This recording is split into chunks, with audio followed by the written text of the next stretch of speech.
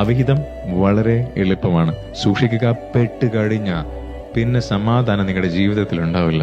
നിങ്ങളുടെ പാർട്ട്ണറുമായി നിങ്ങൾ വഴക്കിടുമ്പോൾ അവിഹിതം വളരെ എളുപ്പമാണ്. അവിടെ നിങ്ങൾ മറന്നു പോകാൻ സാധ്യതയുള്ള ഒരു കാര്യമുണ്ട്.